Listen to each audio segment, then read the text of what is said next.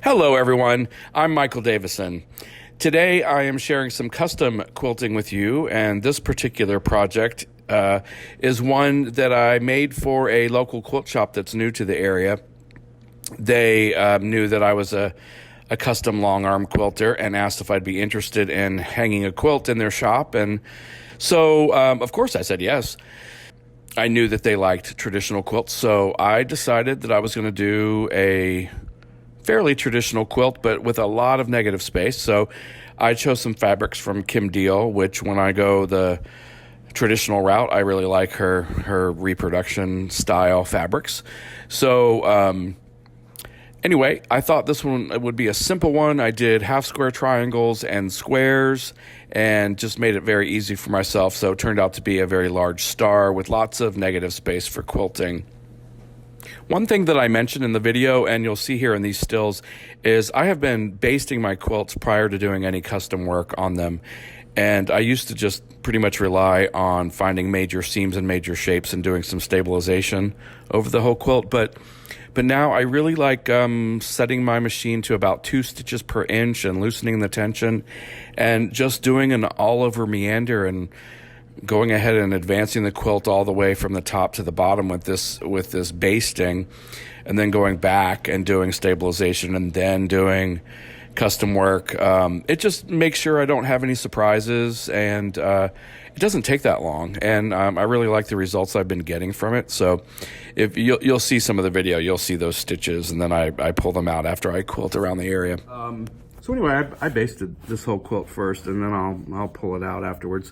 You know, some people might pull these out as you go to the sections to start quilting, but it's really not that big a deal. I just quilt right over them and pull them out. I won't do any dense quilting over these.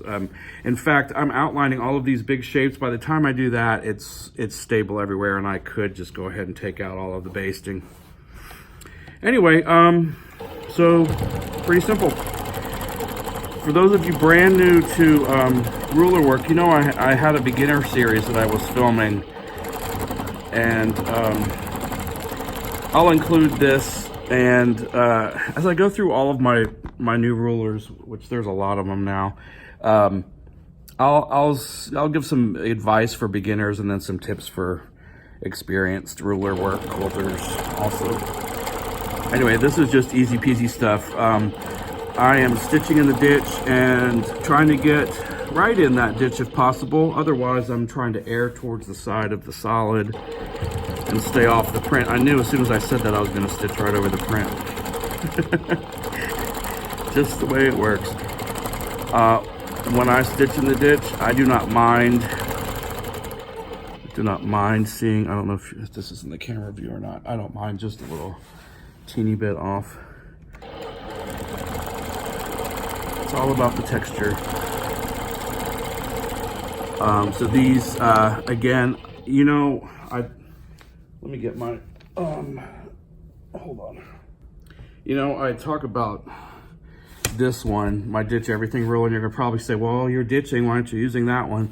And I could, I mean, it does have a long side, but there's just something about a basic straight 12-inch ruler for really long straight seams that just is where it's my go-to.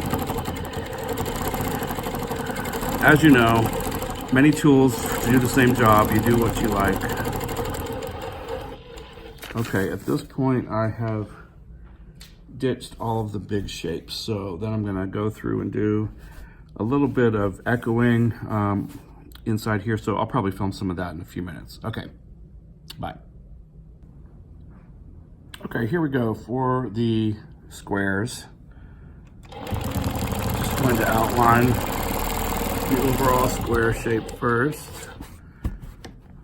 I'm using my straight 12 for this. I don't have to be exactly on the line. Close enough is good enough, but I did go exact. Because this quilt is going to be a sample quilt, I'm gonna do a little bit less backtracking, and I'm going to not tie my threads. I'm gonna stop and start. I'm just gonna cut down there where I usually do. Okay, so now I'm going to start up here. I'm doing this in the seam just to hide the first few locking stitches a little bit. I didn't get exactly, there we go. Okay, once I go around and do this 1/4 inch echo on the inside, I'm using the straight 12 again, then we'll do the pattern, and we should be able to start from here and not cut our threads. Here we go. Okay, I'm gonna stop when I see the foot is close to the edge, ruler on previous stitching, and I'm gonna stop here when I get to the seam, right there, good. Once I hit the seam, since there is a seam there, I like to stop there, even if it's slightly off. So right now my ruler, I can see a little teeny, less than 1/16 of an inch bit from the seam, but I'm just going to kind of compensate for that with the ruler and line the ruler up straight with this corner up here. Just because I'd rather the stitching stop on that seam and not look like it's a mistake. That's only if someone's really looking that closely. And in this case, they might be, so might as well. Okay, finished up the inside echo. Now I have two options. I can either do the outside curves or the inner shape, and I'm gonna do the outside curves first. I'm using curve at 12 for that, so it's a very shallow curve. I'm lining it up. I like to see that there's a straight line here with this previous block, but it doesn't matter. And if you've seen my other videos, you realize that this curve is the same no matter where you start it. What I really need to make sure of is that when I finish stitching, my needle ends up right here, a 1/4 inch away, right in that corner. So I will do whatever kind of compensating I need to do if I need to adjust the ruler like this. But here we go, we're gonna start here. Move around, I'm looking to see if I'm gonna land right. That looks pretty good to me. Stop there, do the next side. Making sure I end up right there in the corner, which I did. Now I can either, I don't know if you know my rulers, my curved rulers, they're the same curve on both sides. So I can either use it this way or this way. I tend to work with rulers closer to my body, so I'm gonna keep it this way.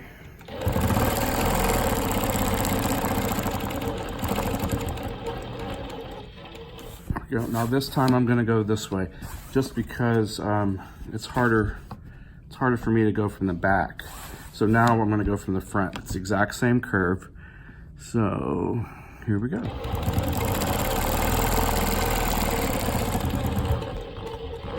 And disregard my lines here. Those were previous design lines. You don't need to look at those. They'll just wash out, or I'll spray them out. Okay, so that's my outside. What I'm doing on the inside is little flower design. So I need to actually find the center of this, which I actually already know that it's 4 inches. So let's look at 1, 2, 3, 4. Or I can go like this too. Doesn't have to be perfect.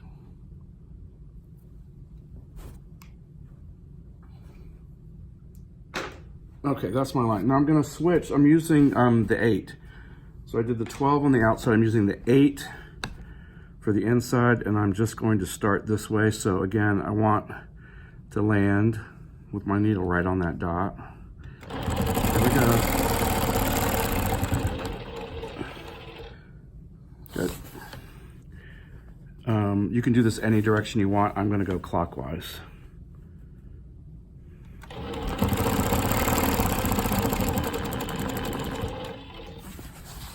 I can either go this way or I can go this way. So I'm choosing to keep the ruler towards my body.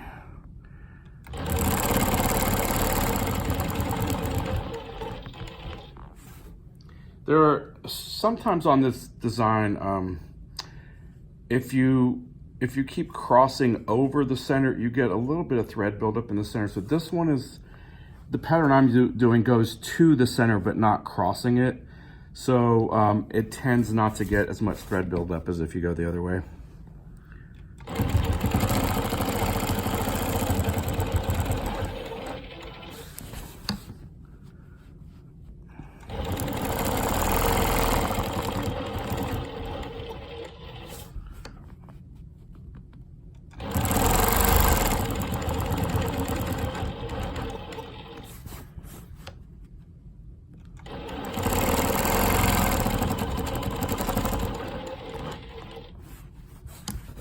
And our last one.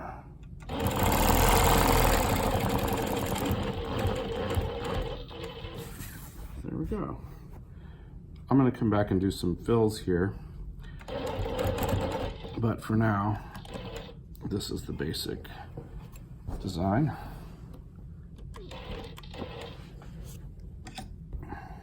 Okay, snip all the threads.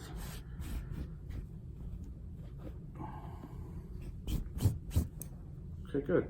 Very simple, but once I stitch in these areas right here, the flower will pop and this outside curve will pop. Okay, I'm still doing the same matchstick fill, but I'm switching to the Ditch Everything ruler. If you haven't seen me use this before, it's meant for stitch in the ditch for just about every shape that you can imagine. And it also has the hopping foot entrapment right here so that you can use your ruler almost like little micro handles. But something, when you're moving the ruler a lot, like I am for this matchstick quilting, if you've seen my other video on this, it's not designed because of this. Like this shape was designed just to be an inside circle, but it's actually a great place to rest your thumb. And if I'm moving it a lot, I'm finding that, and there's a hole here. This is a hang hole for retail. So even though these things were designed for other things, I find that it helps me control this ruler a whole lot, especially for something like this when I'm going back and forth really fast. Well, not really fast, but pretty fast. Okay, so that's why I switched to this one in case you're wondering what I've done. I'm still working with straight lines to go along the straight lines of this piecing. And also, if you're doing a block like this one, exactly like how I'm doing it, and you're filling these areas, there is a path that I decided to take after I stitched out the first one, just to make it continuous, and it will have a little bit of backtrack, but it's just an option if you're neat about it. So here you can go all the way across, start down on this side,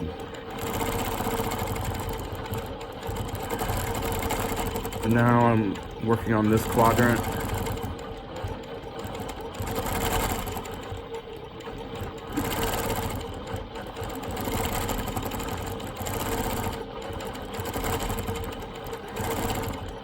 And here's the point where we can decide. Now, I said this was a sample quilt for a shop, and I would like it to be as perfect as possible. However, this is not a show quilt, and so people really want to know what they're going to get if they hire me for custom quilting. It's more like what I'm doing now, and I'm going to have a little bit of backtracking over part of it, so I don't feel bad about doing that. Okay, so I did the first half of this quadrant, Now my idea is to go around, and when I get to this part, I'll come across again and I will get the rest of it. Although that will be stitching in the direction I don't normally like to stitch in, but it'll still be okay. All right. Be flexible. You know, I watch a ton of tutorials on quilting. It's like my preferred entertainment. And before the internet, you know, we had television and movies and DVDs, but I pretty much anytime I'm watching anything, it's probably on YouTube or something craft related. I subscribe to Craftsy/Blueprint, so I watch all of those too. But I forgot why I was I forgot why I was saying this.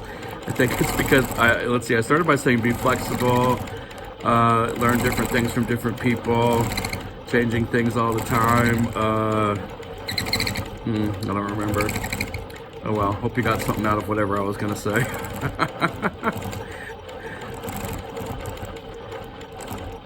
Oh goodness. Okay, that I'm just sort of filling in. Okay, so this is probably the most backtracking I'll do.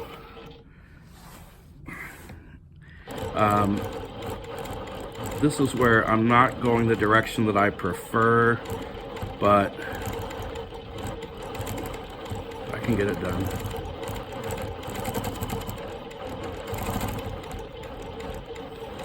I noticed when I'm not going the direction I prefer, I just had a tighter grip on my right hand on this handlebar, which tells me, uh-oh, I'm stressed out. So I just was aware of it, and I loosened up, and now I feel much better.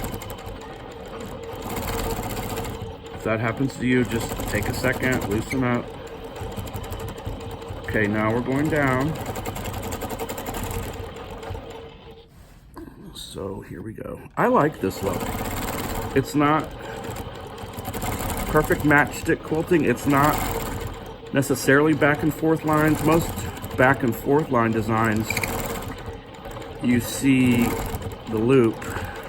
You don't always necessarily get to the edge where, like, I'm getting to the edge of previous, sorry about that, edge of previous stitching and backtracking. But I'm doing pretty good. I'm getting close enough, but I'm not doing the back and forth where you see the loopy line at the end and you're not actually hitting the next stitch line. Yeah, I guess what I was saying earlier is I learn from everybody, and if you don't know it, I'm a high school teacher also.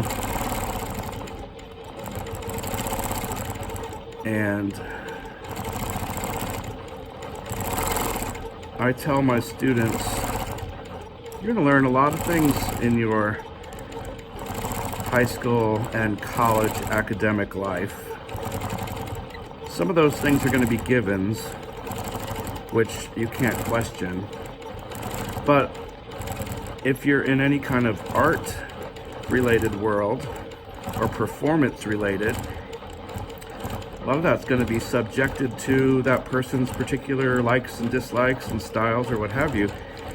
And I always tell my kids, take what is beneficial to you and what you want to keep in your tool bag, and don't completely discard the rest, but put it in the not gonna work for me right now, but I'll look at it later kind of bag, if that makes any sense. Okay, for these sections, I'm doing, first I'm doing a 1/4 inch echo on the inside.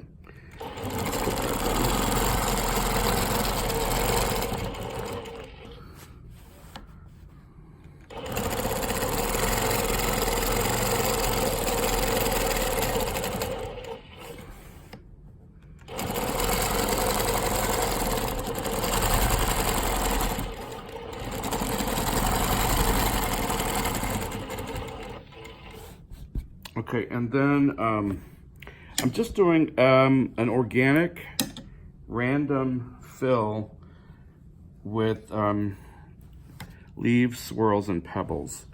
So I've got my stitches set up now to, I'm going to 12 for this one. Okay, again, this is just random. Here we go. I'm gonna start with the swirl, which I usually do. When I touch something, I come back out. Fairly big swirl. Now I'm gonna go towards the middle of the swirl. I'm gonna do another one. Now when I touch here, I'm gonna do a leaf.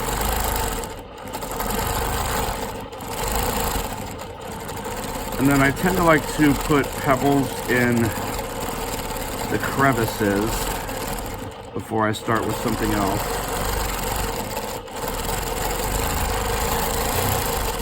Really, this is completely just random.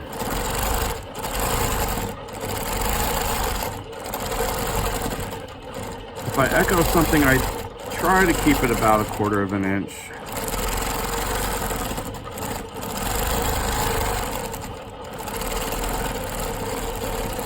And then, out of bobbin thread.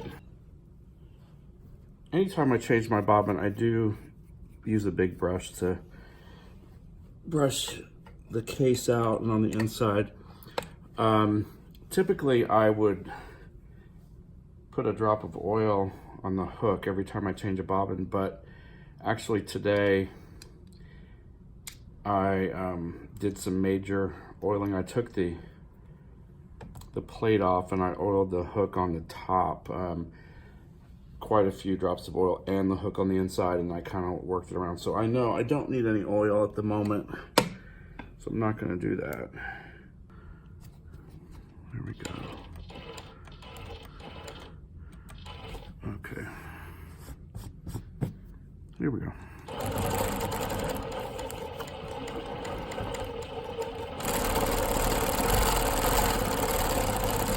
I still have my ruler base on, which, you know, sometimes gives a little bit of a drag when you're doing this free motion stuff. So actually, I'll just talk about, there's a couple things that I do when I'm doing fills. Sometimes I take the ruler base off,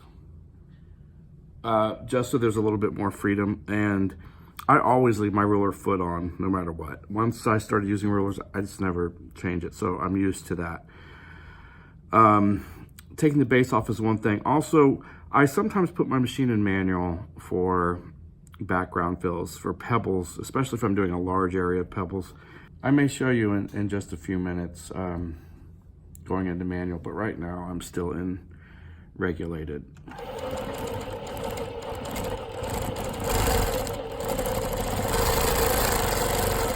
Okay, that I'm not real happy with, but I'll mask it with some pebbling.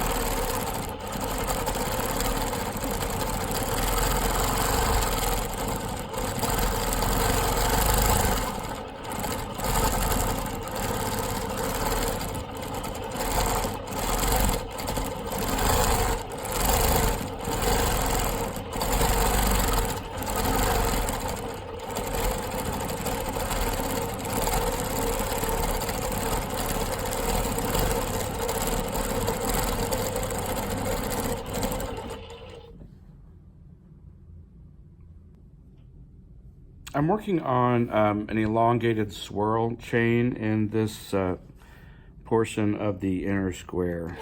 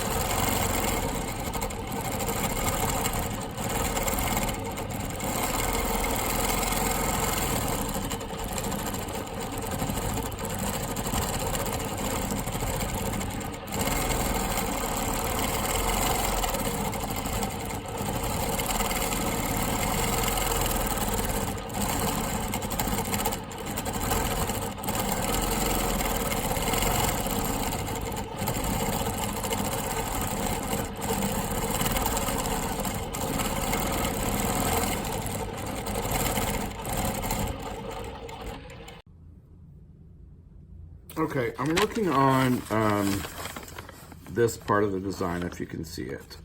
So I'm gonna start with, I'm gonna use the curve 12s for everything except the bigger one. I'm gonna go to a 16 for the larger, I'm gonna call it a petal, because these are sort of like petals, and then inside there's gonna be feathers. Outside will be pebbles. So petals, feathers, and pebbles. Let's see. I'm gonna take this back down to 10. I like my basic lines to be 10, as you know. Okay.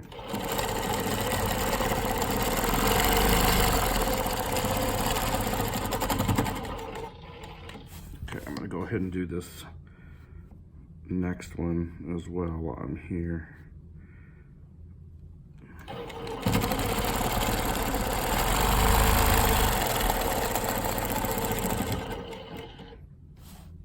Okay, good. I think what I'm gonna do, I'm gonna echo that 1/4 inch on the inside. Okay, I'm gonna echo on the inside.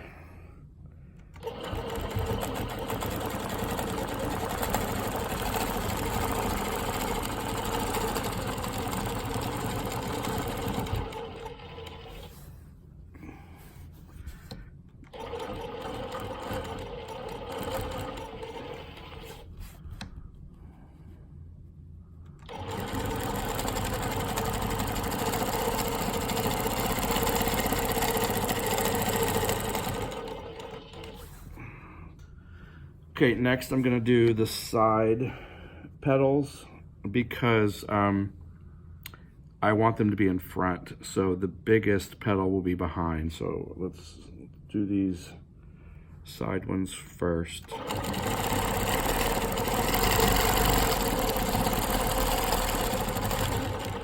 So I'm still using the 12 for this one. And remember, the angle's the same on the inside as it is on the outside, except it's not long enough for this one.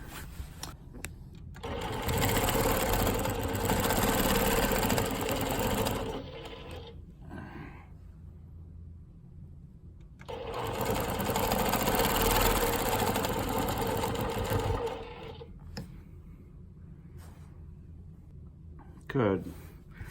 And we'll go in and echo that.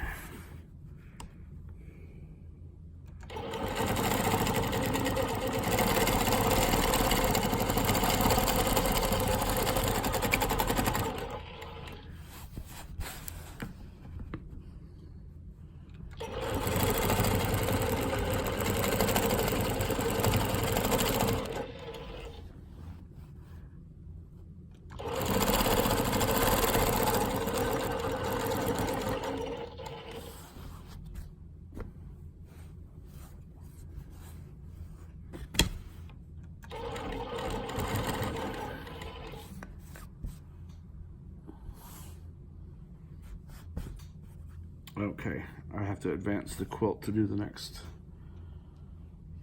one.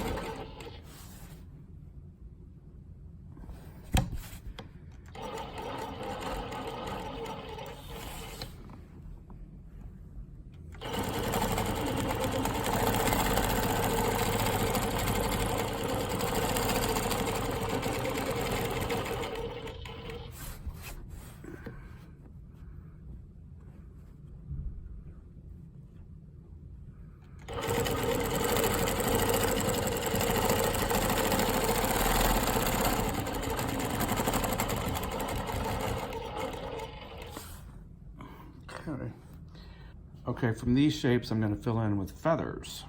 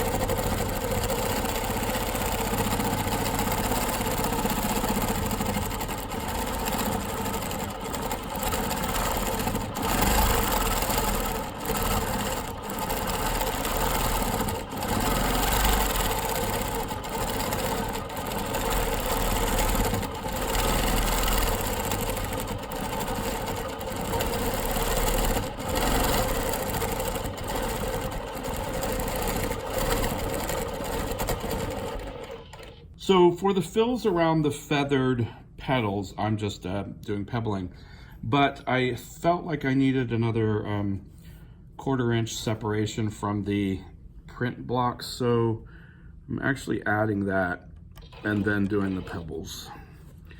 So I'm just dropping my needle down at 1/4 inch. Here we go.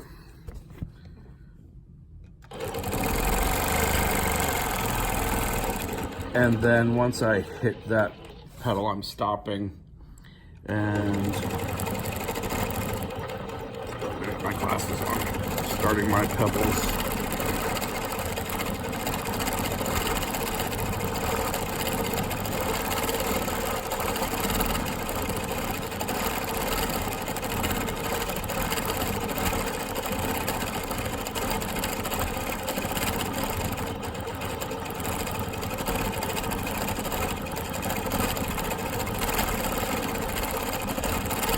I'm doing random sizes.